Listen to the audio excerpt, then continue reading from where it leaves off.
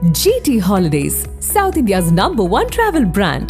You know you are special when you're with GT Holidays.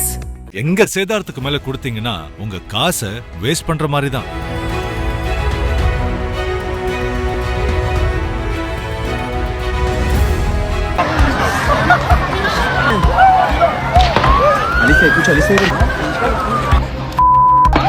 ஆஸ்திரேலியாவின் Sydney நகரில் உள்ள பிரபலமான போண்டி கடற்கரை பகுதியில் டிசம்பர் 14 அன்று யூதர்களின் கனூகா பண்டிகையின் முதல் நாளை கொண்டாடும் சனூகா பை தி சீ நிகழ்ச்சி நடைபெற்றது. இதில் சுமார் 1000க்கும் மேற்பட்டோர் கலந்து கொண்டிருந்த நிலையில் திடீரென 2 நபர்கள் துப்பாக்கியுடன் நுழைந்து தாக்குதல் நடத்தினர். இதில் 10 வயது குழந்தை உட்பட 16 பேர் உயிரிழந்தனர். மேலும் பலர் காயமடைந்து மருத்துவமனையில் தீவிர சிகிச்சையில் உள்ளனர்.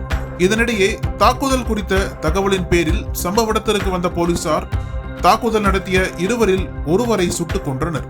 போலீசார் நடத்திய விசாரணையில் தாக்குதலில் ஈடுபட்டவர்கள் 50 வயதான சாஜித் அக்ரம் என்றும் மற்றொரு நபர் அவரது மகன் 24 வயதான நவீத் அக்ரம் என்றும் தெரிய வந்துள்ளது.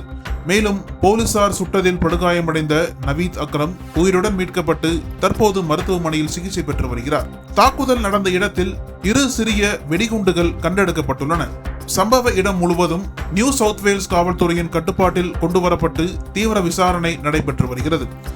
இருவரும் தாக்குதல் நடத்தி கொண்டிருக்கும் போது அதில் ஒருவரை அஹ்மத் அல் அஹ்மத் என்ற பழக்கடை உரிமையாளர் துணிச்சலுடன் எதிர்கொண்டு துப்பாக்கியை பறித்த சம்பவம் பாராட்டை பெற்று வருகிறது. 43 வயதான அஹ்மது அல் அஹ்மத் சிட்னியின் சதர்லாண்ட் ஷயர் பகுதியைச் சேர்ந்த பழக்கடை உரிமையாளர் மற்றும் 2 குழந்தைகளின் தந்தை. சிரியாவைச் சேர்ந்த இவர் 2006 முதல் ஆஸ்திரேலியாவில் வசித்து வருகிறார். சம்பவத்தின் போது உறவினருடன் காஃபி குடித்துக் கொண்டிருந்த அவர் துப்பாக்கி சூடு சத்தம் கேட்டு அருகில் உள்ள காருக்கு பின்னால் மறைந்து தாக்குதல்காரர்களில் ஒருவரை துணிச்சலுடன் எதிர்கொண்டு அவரது துப்பாக்கியை பிடித்து அவரையே கன் பாயிண்டில் நிறுத்தினார். ஆனால் மற்றொரு நபர் அஹ்மது அல் அஹ்மதை சுட்டதன் காரணமாக அவர் காயமடைந்தார். அதற்குள் அங்கு வந்த போலீசார் சாஜித் அக்ரமை சுட்டுக் கொன்று நிலைமையை கட்டுக்குள் கொண்டு வந்தனர். இது தொடர்பான வீடியோ சமூக வலைதளங்களில் வெளியாகி அஹ்மது அல் அஹ்மதுக்கு பலரும் பாராட்டுகளை தெரிவித்து வருகின்றனர். இதனிடையே சாஜித் அக்ரம் பாகிஸ்தானை சேர்ந்தவர் என்று தகவல்கள் பரவி வந்த நிலையில் நியூ சவுத் வேல்ஸ் காவல் அதிகாரிகள் விசாரணை நடைபெற்று வருவதால் தற்போது எதுவும் கூற முடியாது என்று தெரிவித்துள்ளனர். மேலும் உயிரிழந்த சாஜித் அக்ரம் பல உரிமம் பெற்ற துப்பாக்கிகளை வைத்திருந்தார் என்று தெரிவித்துள்ளனர்.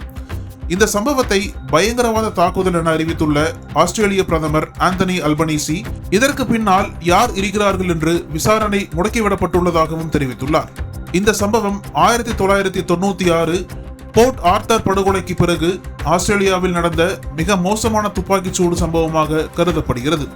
யூதர்களை குறிவைத்து இந்த கொடூர தாக்குதல் நிகழ்த்தப்பட்டிருப்பதாக இஸ்ரேல் பிரதமர் கடும் கண்டனம் தெரிவித்துள்ளார். அதைத் தொடர்ந்து பயங்கரவாதத்தின் மீது துளியும் இந்தியாவிற்கு சகிப்புத்தன்மை இல்லை என்று கண்டனம் தெரிவித்துள்ள பிரதமர் மோடி ஆஸ்திரேலிய மக்களுடன் இந்தியா துணை நிற்கும் என்றும் கூறியிருக்கிறார்.